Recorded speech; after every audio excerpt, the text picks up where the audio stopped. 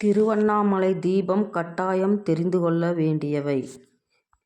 திரு கார்த்திகை தீபத் திருநாள் டிசம்பர் 3ஆம் தேதி.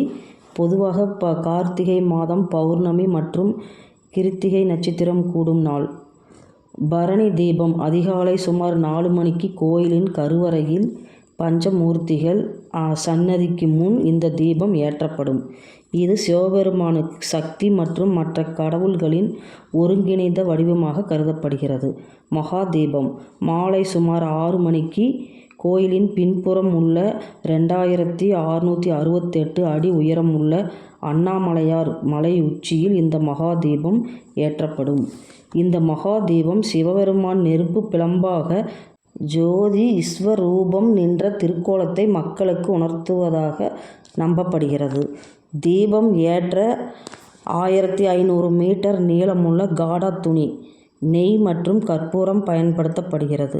10 நாள் திருவிழாவின் நிகழ்ச்சியாகும்.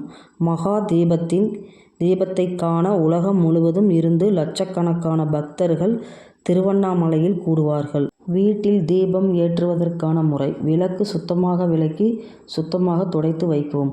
பித்தளை, வெண்கல விளக்கு, குத்துவிளக்கு, மண் விளக்கு எதுவாக இருந்தாலும் நன்கு விளக்கி சுத்தமாக துடைத்து வைக்கவும். அதற்கு மஞ்சள், குங்குமம் இட்டு வைக்கவும். விளக்கில் நெய் அல்லது எண்ணெய் ஊற்றவும். நெய் சிறப்பு: நல்லெண்ணெய், விளக்கெண்ணெய், இலுப்பை எண்ணெய், தேங்காய் எண்ணெய் போன்றவற்றை பயன்படுத்தலாம். 2 திரிகள் தான் போட வேண்டும். விளக்கு ஏற்றும் திசை: விளக்கின் முகம் கிழக்கு அல்லது வடக்கு நோக்கி இருக்க வேண்டும்.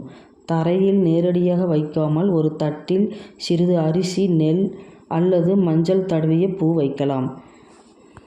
இதையெல்லாம் வைத்த பிறகு விளக்கு ஏற்றலாம். இந்த பிளாக் பிடிச்சிருந்தா சப்ஸ்கிரைப் பண்ணுங்க, லைக் பண்ணுங்க, ஷேர் பண்ணுங்க. நன்றி.